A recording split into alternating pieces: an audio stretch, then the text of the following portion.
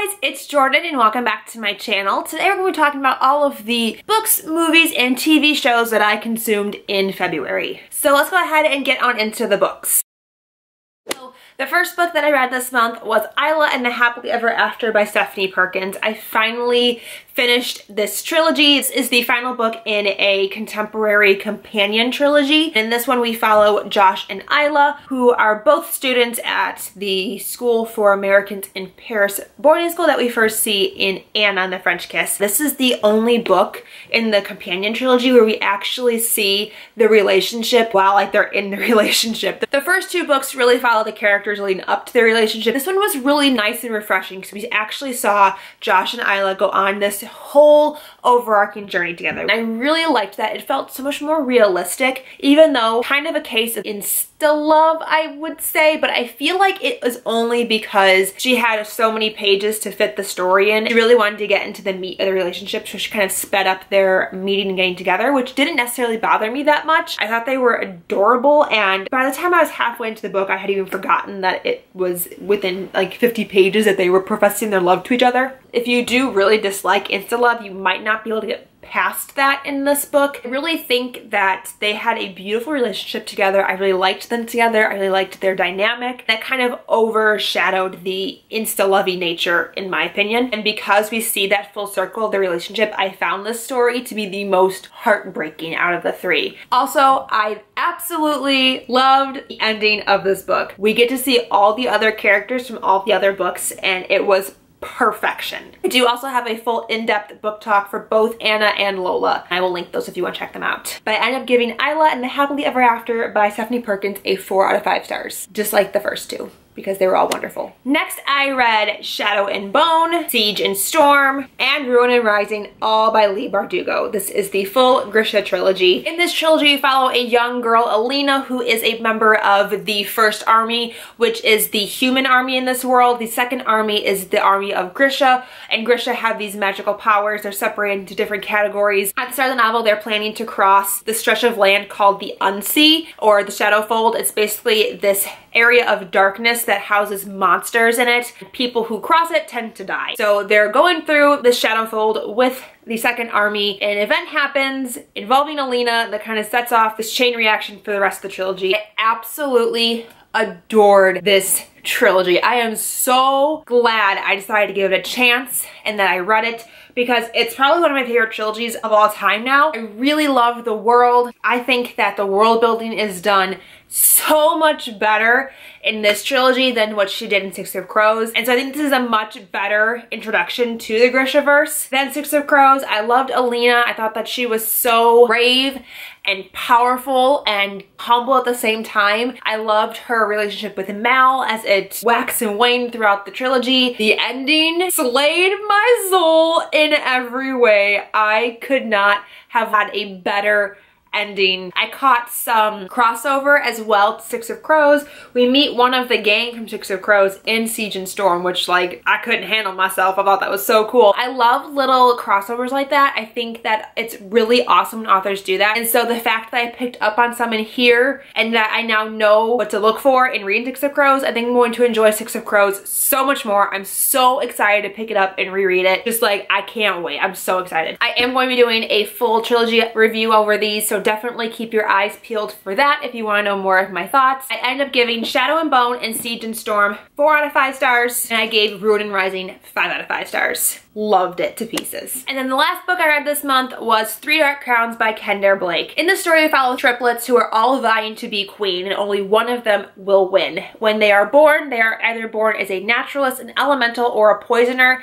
and they are taken at a very young age to different factions within this island to be raised by those people, and they have no contact with each other until they turn 16, where they participate in this thing called the Quickening, where they have to try to kill each other, and whoever survives and to kill her 2 sisters becomes the queen. I was a little nervous going into this book because I'd heard a lot of people mention that it was slow. I think knowing that it was slower going into was actually a benefit, because I wasn't shocked that it took a while for the story to get rolling. Because we have 3 different girls raised in 3 different cities with 3 different magic systems, with 3 different sets of characters, we get 3 introductions.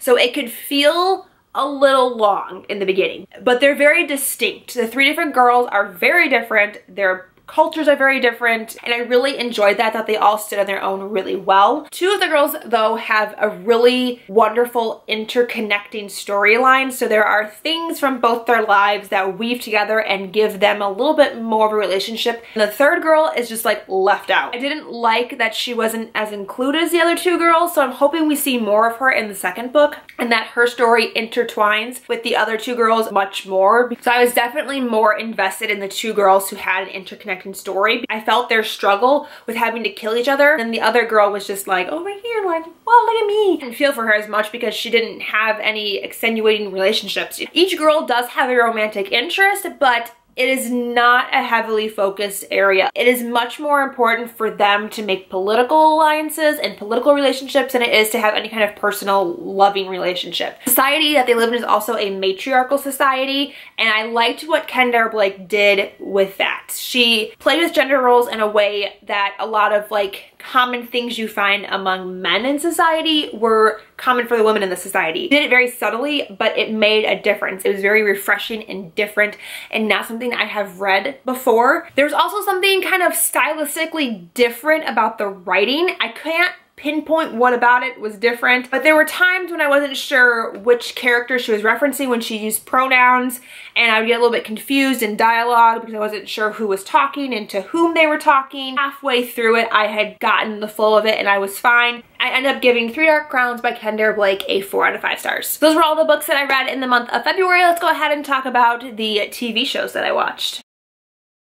So the only TV show that I really focused on this month was The Vampire Diaries. I had finally gotten caught up on it. I hadn't watched it since like the second or third episode of the season. There are only 2 more episodes left in the season, the series, and I just not ready for it to go. As we know, Nina Dobrev is coming back to the show for the final episode. I'm ready for it. Like, bring her back to me. They've been leading up to her coming back, brought back a really amazing character whom I love. It's a character that you love to hate. Like, they're so bad and evil, but they do it so well and they're so funny. It's a great villain. It's probably my second favorite villain on the show, and they brought them back in this last half of the season, and it kind of plays into how Elena might possibly come back, and I'm so excited. But they're also throwing in some new plot lines in the last 2 episodes of the season, and I'm just like, how are we gonna resolve all of this? I just feel like at this point we shouldn't be introducing anything new, and they are. It's making me a little nervous. Really haven't been too invested in the main villain of this season, and I'm really excited to see how it ends. If you haven't been watching it since Elena left, I think you're missing out. There was some draggy moments during this season because the villain wasn't all that great, but this last like 4 episodes have been amazing, and I highly recommend that you get caught up. I'm so excited for the last 2 episodes. Now let's go ahead and talk about the movies that I saw in theaters this month.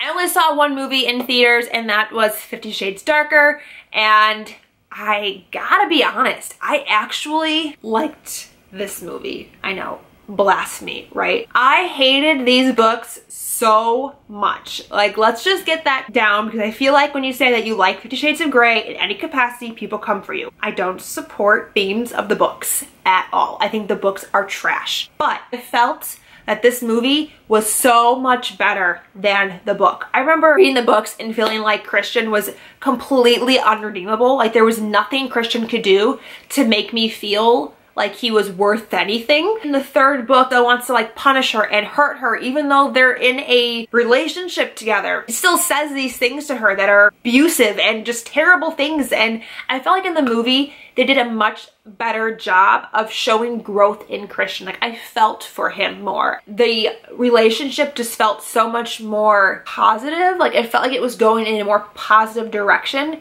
than in the books. Like, the books just felt stagnant. Like, the relationship never really got better. Christian never really got better. Anna never really impacted Christian in any way. Christian always was a douche canoe, and I never liked him. But I think that 50 Shades Darker did a pretty good job of distinguishing that Christian was a sadist, and he used BDSM as a cover for that so that he could inflict pain on girls. Like, I feel like they made that pretty clear that this was not a healthy relationship, that he was not in a healthy mindset. Still wish that there was some like talk of counseling for Christian in any way, because they never addressed that Christian should probably probably be seeing a counselor or a psychologist, but I think that the movie is doing a better job of showing that Christian's behavior is not okay. Anna is way more sassy. Dakota Johnson does a very good job of giving Anna a spine, because I felt like she was so spineless in the books, and she just did whatever Christian wanted, and she just let him walk all over her, and she feels so much more grounded and like independent in the movies, and I really appreciate that too. I don't think Dakota Johnson would let Anna be a spineless idiot. Mildly impressed, more so than I thought I was going to be. Still don't think that this is necessarily a healthy relationship. I don't think it should be idolized in any way. I don't think people should be actively searching for this type of relationship. And I think that people who endure things like Christian should have counseling regularly. So those were all of the books, TV shows, and movies that I consumed in the month. I would love to know what you guys were up to in February. What did you watch? What did you read? Tell me in the comments down below. Thank you guys so much for watching. Until next time, I'll talk to you very soon. Bye!